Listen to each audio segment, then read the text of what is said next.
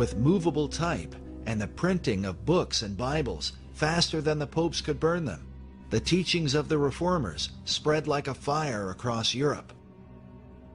But some claim that it was not simply the teaching of salvation by grace that brought the reform, but the recognition of the papal system as the fulfillment of God's greatest warnings to the Church, as set forth in the prophecies of the Bible. Was it this teaching that created such determination in men like Tyndale, Luther, and others? Protestant minister Dr. Ian Paisley writes, "It has been claimed that when Luther recognized the papacy as Antichrist, it was only then that the Reformation gained momentum." Yet Luther himself acknowledged that what he was teaching did not begin with him, but had been handed down from centuries earlier. He wrote, "We are not the first to declare the papacy to be the kingdom of Antichrist, since for many years before us, so many and such great men, whose number is large and whose memory is eternal, have undertaken to express the same thing so clearly and plainly." Jesus said, "And call no man your father upon the earth, for one is your Father which is in heaven." Yet the popes took to themselves the name Holy Father, along with all claims of authority that might be assumed by such a title. Pope Innocent III, who fathered the Inquisition, said, "The Pope holdeth place on earth not simply of a man, but of the true God." Meanwhile, Pope Nicholas said of himself, "I am in all and above all, so that God himself and I, the Vicar of God, hath both one consistory, and I am able to do almost all that God can do. I then, being above all, seem by this reason to be above all gods." Nicholas even claimed that the popes had the power to change the gospel itself, saying, "Wherefore, no marvel, if it be in my power to dispense with all things, yea, with the precepts of Christ." But in the Bible, Jesus says, "Behold, I have set before thee an open door, and no man can shut it, and no man openeth." The Apostle Paul warned that, "If any man or an angel from heaven preach any other gospel unto you, let him be accursed." Yet despite these biblical warnings, the popes repeatedly claimed they were equal to and above God, and were even called by Catholics our Lord God, the Pope. The Lateran Council, while addressing Pope Julius II, said to him, "Take care that we lose not that salvation, that life and breath which thou hast given us, for thou art shepherd, thou art physician, thou art governor, thou art husbandman, thou finally art another God on earth." In the 19th century, Cardinal Giuseppe Sarto, who would later become Pope Pius X, declared, "The Pope is not simply the representative of Jesus Christ. On the contrary, he is Jesus Christ himself, under the veil of the flesh. Does the Pope speak? It is Jesus Christ who is speaking. Hence, when anyone speaks of the Pope, it is not necessary to examine, but to obey." Jesus said of himself, "I am the way, the truth, and the life. No man cometh unto the Father but by me." Yet Pope Pius IX blasphemously declared, "I alone am the successor of the apostles, the vicar of Jesus Christ. I am the way, the truth, and the life." The popes have not only made claims to be God, but have insisted that salvation itself depends directly upon obedience to them. Pope Boniface VIII said, "We declare, say, define, and pronounce that it is absolutely necessary for the salvation of every human creature to be subject to the Roman Pontiff."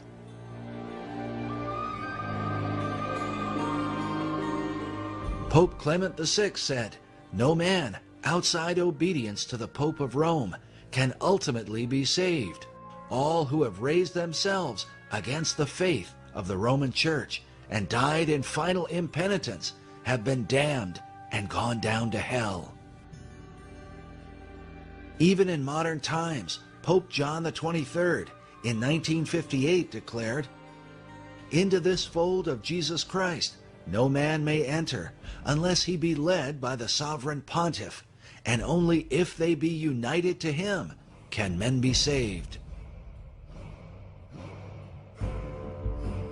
In 1984, Pope John Paul II was quoted as saying, "Don't go to God for forgiveness of sins, come to me." The quote was based on a Los Angeles Times article which reported, rebutting a belief widely shared by Protestants and a growing number of Roman Catholics, Pope John Paul II dismissed the widespread idea that one can obtain forgiveness directly from God. Furthermore, according to traditional Catholicism, obedience to the papacy is said to be required, no matter how dreadful the Pope might be. Catherine of Siena, one of the patron saints of Italy, whose mummified head is still preserved in Rome today, said, "Even if the Pope were Satan incarnate, we ought not to raise up our heads against him, but calmly lie down to rest in his bosom. He who rebels against our Father is condemned to death. For that which we do to him, we do to Christ. We honor Christ if we honor the Pope." Such demands for blind obedience were confirmed by the popes themselves, but confronted by the reformers. By men like Martin Luther, who said, "The Pope, possessed by demons, defends his tyranny with the canon, Si Papa, or Yes, Father. This canon states clearly, if the Pope should lead the whole world into the control of hell, he is nevertheless not to be contradicted. It's a terrible thing that on account of the authority of this man, we must lose our souls, which Christ redeemed with his precious blood." Because of this evidence, Luther declared, "I believe the Pope is the masked and incarnate devil, because he is the Antichrist."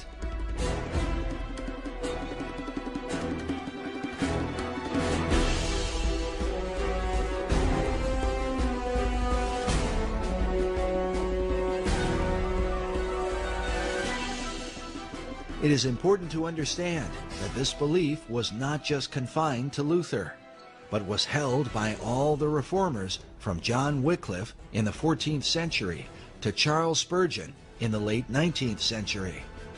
Spurgeon said, "It is the bounden duty of every Christian to pray against Antichrist, and as to what Antichrist is, no sane man ought to raise a question. If it be not the popery in the Church of Rome, there is nothing in the world that can be called by that name."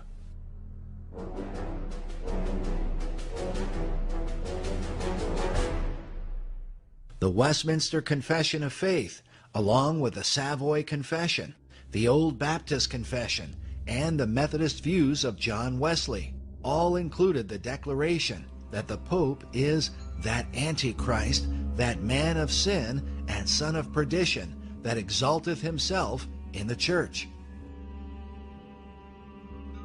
This was also the belief of the men who translated the King James Bible. In their opening dedication, they commended the king for writing in defense of the truth, which hath given such a blow unto that man of sin as will not be healed. The view of the Antichrist, not as a single man, but of many men in a single office, was based in part on the teaching of John Wycliffe. In the Gospel of Matthew, the disciples asked Jesus, "What shall be the sign of thy coming and of the end of the world?" Jesus said to them, "Take heed that no man deceive you, for many shall come in my name, saying, I am Christ, and shall deceive many." Wycliffe believed that the many who say, "I am Christ," are in fact the popes. The pope's title, Vicarius Christi, literally means another Christ. Wycliffe concluded that Antichrist is thus a monstrous composite. In further explaining the pope's title, author Dave Hunt writes, "The Latin equivalent of the Greek anti is vicarius, from which comes vicar. Thus, vicar of Christ literally means Antichrist." But the view of the papacy as Antichrist is not widely held by Protestants today. Still, there are those who continue to uphold the Reformers' original beliefs. Perhaps it has something to do with this official Vatican portrait of the current Pope.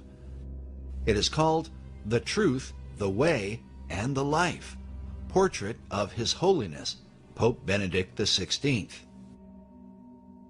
But can this really mean that in the modern world there are some who still believe the Pope to be equal to Christ and God?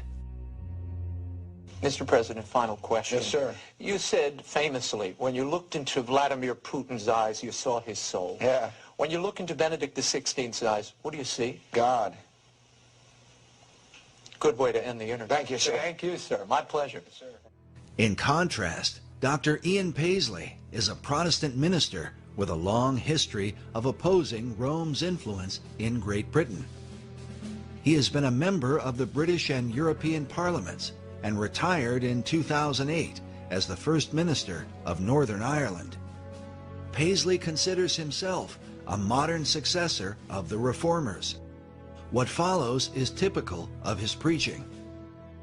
The darkest days in church history were always the brightest days for the Church of Jesus Christ. When they were burning, the saints of God, thank God the gospel burned with mighty fire.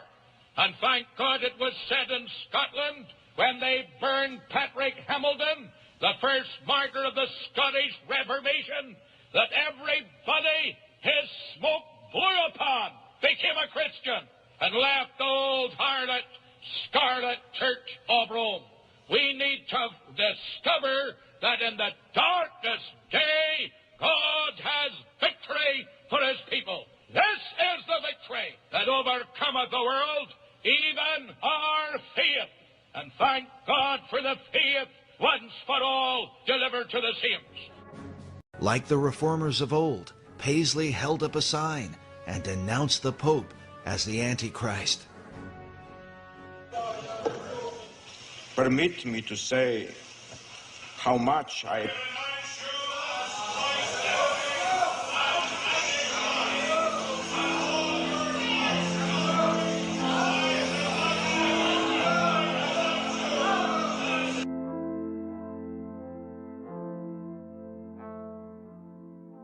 As one examines the history of the Roman Catholic Church, the frequency of abominable practices and events seen leaves little doubt that she is not the fulfillment of God's salvation program on the earth. The level of wickedness produced by this false system negates such an idea. Once the evidence is assessed, it becomes obvious that she belongs to the kingdom of darkness. The following are some of the most evil atrocities committed by the Roman religion in history. Pope Urban VI reigned from AD 1378 to 1389. During his reign, an anti-pope rose up, stating he was the real pope, that is, Clement VII. Because Joanna, Queen of Nepal, sided with Clement VII, Pope Urban VI had her deposed and replaced by her cousin, Charles of Durazzo. However, Charles of Durazzo and Pope Urban VI later had a falling out, resulting in Charles, as well as some cardinals, plotting against him. As a result, Pope Urban VI had 6 of these cardinals brutally tortured and then murdered. In fact, it is stated that while these cardinals were being tortured, Pope Urban VI complained that their screams were not loud enough for his satisfaction. Benedict IX reigned as pope twice in the 11th century. During his second reign, he actually sold his papal office to his godfather, Giovanni Gratiano, archpriest of the Venerable Church of St. John, who then became Pope Gregory VI. The papacy was sold to him for 1,500 pounds of gold. Alexander VI reigned as pope from AD 1492 to 1503. Historians note that he amassed ridiculous amounts of wealth. He fathered 7 children with different women, 2 of which were after he became pope. Historian Williston Walker notes that he was, quote, a man of unbridled immorality. His great concern was to advance his bastard children, especially his daughter, Lucrezia Borgia, by advantageous marriages, and his unscrupulous and murderous son, Cesare Borgia, by aiding him to carve a principality out of the Papal States. Philip Schaff explains an unthinkable event near the end of Alexander VI's life, quote, 2 years before Alexander VI's death, October 31st, 1501, an orgy took place in the Vatican by Caesar's appointment, whose obscenity the worst of the imperial revels could hardly have surpassed. 50 courtesans spent the night dancing with the servants and others present, first with their clothes on and then nude, the Pope and Lucretia looking on. The women, still naked and going on their hands and feet, picked up chestnuts thrown on the ground and then received prizes of cloaks, caps, and other articles. E.R. Chamberlain likewise confirms, quote, the Vatican has been the scene of scandalous enough behavior. Now the court became actively criminal, curiously, deliberately perverted. 50 Roman harlots coupled with 50 palace servants for prizes presented by Alexander, unquote. It's interesting to note that this is the Pope who canonized, that is, made saint, one of Rome's favorite saints, Anselm of Canterbury. John XII reigned as Pope from AD 955 to 964. He was one of the most immoral popes of history and engaged in things one would expect a Satanist to engage in. Historian Philip Schaff notes, John XII disgraced the tiara for 8 years.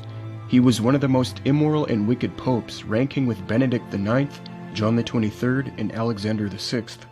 He was charged by a Roman synod, no one contradicting, with almost every crime of which depraved human nature is capable, and deposed as a monster of iniquity. Schaff lists the following charges of the synod against John XII. Appearing constantly with an armed sword, lance helmet, and breastplate, that he neglected matins and vespers, that he had made a boy of 10 years a bishop, and ordained a bishop or deacon in a stable, that he had mutilated a priest, that he had set houses on fire like Nero, that he had committed homicide and adultery, had violated virgins and widows high and low, lived with his father's mistress, converted the pontifical palace into a brothel, drank to the health of the devil, and invoked at the gambling table the help of Jupiter and Venus and other heathen demons. Now, the Reformers protested the veneration of relics which Catholics fervently sought out in the medieval era. It was affirmed that veneration of these fake relics would shorten a person's time in purgatory. Explaining some of these is Eleanor Herman, quote, the body parts of the saints were called first-class relics. Some Italian churches boasted magnificent first-class items, drops of Virgin Mary's breast milk, the foreskin of Jesus' penis, and his umbilical cord. Other churches offered second-class relics, articles that had been intimately connected with the holy person during his or her life. One Roman church exposed Jesus' cradle from the manger, and another the marble pedestal on which Pontius Pilate had had him flogged. This outraged regenerated Bible believers such as Luther and Calvin. In his work, The Theology of John Calvin, Charles Party highlights some of Calvin's recollections of these absurd relics, quote, in a rare reference to his childhood, Calvin expresses the outrage of a small boy, observing the poor ignorant women of his parish, unable to distinguish between the figures of saints, murderers, and demons, adoring all alike with garlands. As an adult, Calvin notes that among the amazing things an account of relics would reveal is that every apostle had more than 4 bodies, and every saint 2 or 3. Equally amazing, anatomically, is the display of the foreskin of Jesus at 3 churches, one in Chirac, one in Rome, and a third in Hildesheim. Again, although only one man carried the cross, if all the pieces were assembled in the same place, one could build a ship. Among the credulous, goat droppings are taken for the beads of the Virgin Mary. Calvin recognizes that since the body of the Virgin Mary is not on earth, no bones can be produced, but the compensation is her breast milk. Had the breasts of the Most Holy Virgin yielded a more copious supply than is given by a cow, or had she continued to nurse during her whole lifetime, she scarcely could have furnished the quantity which is exhibited." Unquote. The pornocracy is a name given to a period of 68 years in the 10th century, which spanned the reign of 15 popes. It started with Sergius III, who reigned from AD 904 to 911, and lasted to John XIII's reign from 965 to 972. It was a period where a family of nobility called the Theophylact family, most notably the women of the family Theodora and her daughter Marozia, had firm control over the popes and led the papacy into much immorality, wickedness, and corruption. J.N.D. Kelly and M.J. Walsh note, the papacy itself was effectively controlled by this powerful, unscrupulous family. Pope Sergius III was intimate with and had a child with Theodora's 15-year-old daughter, Marozia. Their child would then be installed as pope by the Theophylact family when he grew up. He would be named Pope John XI. Commenting on this horrible time, Philip Schaff notes, the papacy itself lost all independence and dignity, and became the prey of avarice, violence, and intrigue, a veritable synagogue of Satan. These Roman Amazons, Theodora and Marozia, combined with the fatal charms of personal beauty and wealth, a rare capacity for intrigue, and a burning lust for power and pleasure, they turned the Church of St. Peter into a den of robbers, and the residence of his successors into harem, and they gloried in their shame. Hence this infamous period is called the papal pornocracy, or heterocracy. Pope Stephen VI reigned as pope from AD 896 to 897. He was consecrated as Bishop of Anagni by previous Pope Formosus, who reigned from AD 891 to 896. Stephen VI turned his back on Formosus. After Formosus died, Stephen VI had his 8-month-old corpse exhumed, dressed in full papal vestments, and put on a throne for a mock trial on charges of perjury, coveting the papacy and violating the canons prohibiting the translation of bishops. A deacon stood beside Formosus' dead body and answered for him at the mock trial. Formosus was declared to be guilty, his fingers cut off, and his body tossed into the Tiber River. This is truly satanic. Stephen VI's actions did not go unpunished. A few months later, the outraged Catholic supporters of Formosus, as Kelly and Walsh note, quote, deposed Stephen, stripped him of his papal insignia, and threw him into the Gaul, where he was shortly afterwards strangled. Unquote. Next is the historical abomination of indulgences. An indulgence is the remission of temporal punishments of sin here and in purgatory. It was proclaimed by medieval Rome that these indulgences could shorten people's time in the non-existent place called purgatory. Pope Urban II, who reigned from AD 1088 to 1099, offered indulgences to the Crusaders who died battling Muslims, whereby all their temporal punishments for sin were said to be remitted. Not only is the idea of indulgences an abomination, but the fact that Roman Catholicism sold indulgences in the Middle Ages is unthinkably satanic. On April 18, 1506, Pope Julius II put out a bull promising indulgence to those who paid money to him. He would use these funds to construct St. Peter's Basilica in Rome. Rome commissioned certain preachers like Tetzel to go around scaring Catholics into giving their money so that they could get loved ones out of purgatory faster.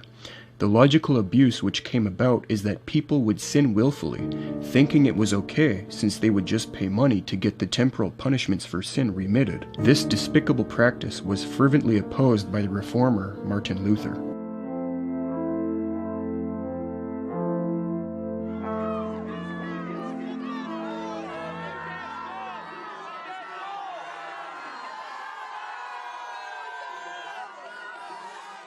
Nella Chiesa non esiste il fai da te, non esistono battitori liberi. Quante volte Papa Benedetto ha descritto la Chiesa come un noi ecclesiale. Talvolta capita di sentire qualcuno dire io credo in Dio, credo in Gesù, ma la Chiesa non mi interessa. Quante volte abbiamo sentito questo? Questo non va. C'è chi ritiene di poter avere un rapporto personale, diretto, immediato con Gesù Cristo, al di fuori della comunione e della meditazione della Chiesa. Sono tentazioni pericolose, sono tentazioni dannose, sono, come diceva il grande Paolo VI, dicotomie assurde.